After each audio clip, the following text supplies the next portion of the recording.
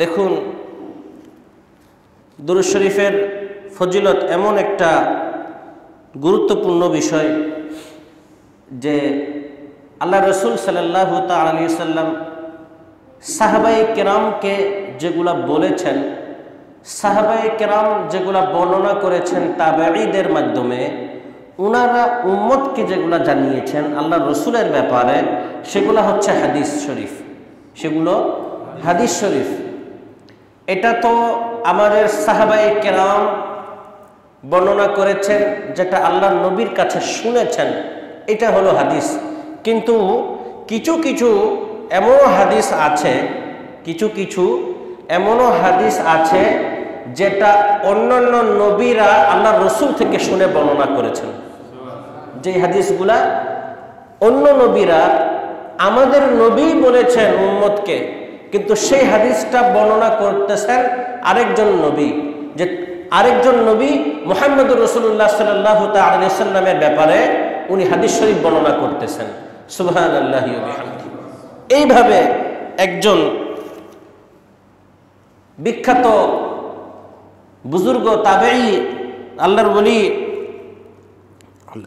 হযরতে আবুল মুজাফফর মুহাম্মদ বিন আব্দুল্লাহ খাইয়াম সামারকান্দি রহমতুল্লাহ আলাইহি, সামারকান্দি রহমতুল্লাহ আলাইহি, ইনি পুরা নাম হচ্ছে ইনার হযরতে আবুল মুজাফফর মুহাম্মদ বিন আব্দুল্লাহ খাইয়াম সামারকান্দি রহমতুল্লাহ আলাইহি।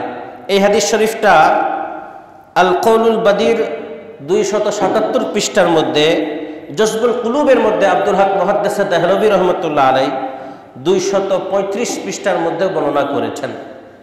জজবুল কুলুবের 235 পৃষ্ঠার মধ্যে, আল কৌলুল বাদির 277 পৃষ্ঠার মধ্যে এই হাদিসটা বর্ণনা হয়েছে। হযরত সামারকান্দি রহমতুল্লাহ আলাইহি উনি বলেন যে আমি একদিন সফরের মধ্যে ছিলাম, একটা পথ দিয়ে যেতে যেতে জঙ্গলের মধ্যে একটা জায়গায়। আর আগের দিনে তো এত উন্নত ছিল না, এখন তো অনেক উন্নত প্রযুক্তি চলে এসেছে। ওই সময় উনি পথের মধ্যে এক জায়গায় রাস্তা হারিয়ে ফেলেছেন। তো হঠাৎ করে পথের মধ্যে রাস্তা হারিয়ে একজন ব্যক্তির সাথে ওনার সাক্ষাৎ হলো। জঙ্গলের মধ্যে পথ হারিয়ে একজন ব্যক্তির সাথে উনি সাক্ষাৎ পেলেন।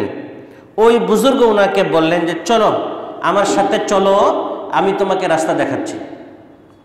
তো একটা বর্ণনা আছে এরকম যে খিজির আলাইহিস সালাম, ইনি ওনার কিছু ডিউটি আছে, উনি এখনো বা হায়াতে জাহেরি উনি আছেন। ওনার অনেক বর্ণনায় পাওয়া যায় পানিতে যদি কোনো ব্যক্তি ডুবে তো আল্লাহর হুকুমে উনি উদ্ধার করেন। আবার জঙ্গলে যদি কেউ রাস্তা হারায় তো খিজির আলাইহিস সালাম ওখানে পথ দেখান। তো এইরকমভাবে উনি হযরতে সামারকান্দি রহমতুল্লাহ আলাইহি উনি মনে মনে ধারণা করলেন যিনি রাস্তা দেখাচ্ছেন হয়তো বা ইনিয়ে হযরতে খিজির আলাইহিস সালাম হতে পারেন। তখন এক পর্যায়ে তিনি জিজ্ঞেস করলেন, হুজুর আপনার নামটা একটু জানা যাবে? এরই মধ্যে দেখেন সফরের মধ্যে ওনার সাথে আরেকজন যুক্ত হয়েছেন। হযরতে খিজির আলাইহিস সালামের সাথে দেখেন কি আরও একজন বুজুর্গ ওনার সাথে আছেন। উনি একাই না, উনি সামারকান্দি রহমতুল্লাহ আলাইহি একা ছিলেন, পথ হারিয়ে খিজির আলাইহিস সালামের সাক্ষাৎ পেলেন, সেই সাথে আরেকজন বুজুর্গের সাক্ষাৎ পেয়ে গেলেন। এখন দুজনেই ওনার কাছে অপরিচিত, এর আগে দেখেন নাই। যখন পরিচয় জানতে চাইলেন তখন তিনি বললেন, খিজির আলাইহিস সালাম যিনি, উনি প্রকাশ করলেন যে হ্যাঁ ঠিকই, আমি হলাম হযরত খিজির আলাইহিস সালাতু ওয়াস সালাম। এবং সাথে যে একজন ব্যক্তি ছিলেন ইনার পরিচয় বললেন, ইনি হচ্ছেন আল্লাহর একজন পয়গম্বর হযরতে ইলিয়াস আলাইহিস সালাতু ওয়াস সালাম। হযরতে ইলিয়াস আলাইহিস সালাম, যার বর্ণনা আল্লাহ পাক কোরআনেও বলেছেন, সাইয়েদানা ইলিয়াস আলাইহিস সালাতু ওয়াস সালাম ইনি একজন নবী, খিজির আলাইহিস সালাম ইনিও একজন।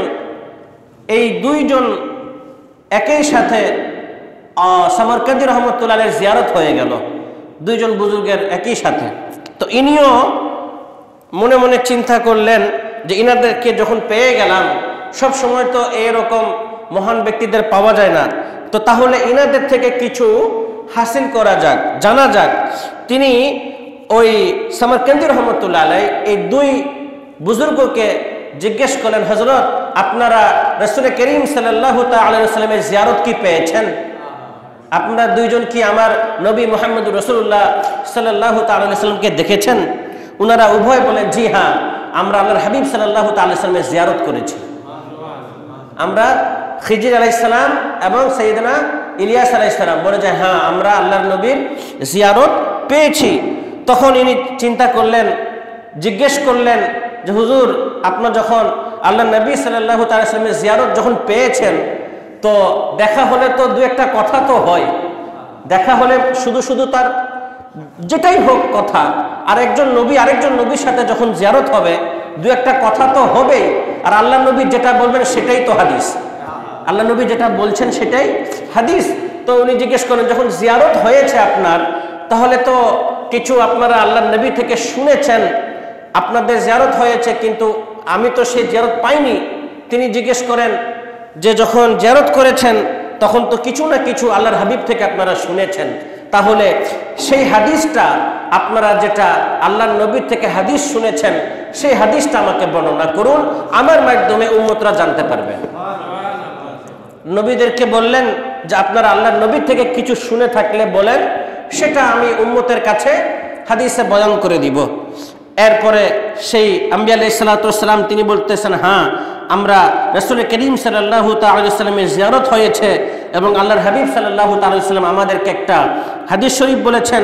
তিনি বলেন, নবী রাহমাত সাল্লাল্লাহু তাআলা আলাইহি ওয়াসাল্লাম তিনি ইরশাদ করেছেন, আমাদেরকে বলেছেন, নবীরা বলছেন যে আল্লাহর নবী আমাদেরকে বলেছেন, যে ব্যক্তি আমি নবীর উপরে দরুদ পাঠ করবে, আল্লাহর হাবিব সেই আম্বিয়া আলাইহিস সালাতু ওয়াস সালামদেরকে বলেছেন যে উম্মতের কোনো ব্যক্তি যখন আমি নবীর উপরে দরুদ পাঠ করবে, তখন আল্লাহ পাক তার কলবকে নাপাকি থেকে পাক করে দিবেন,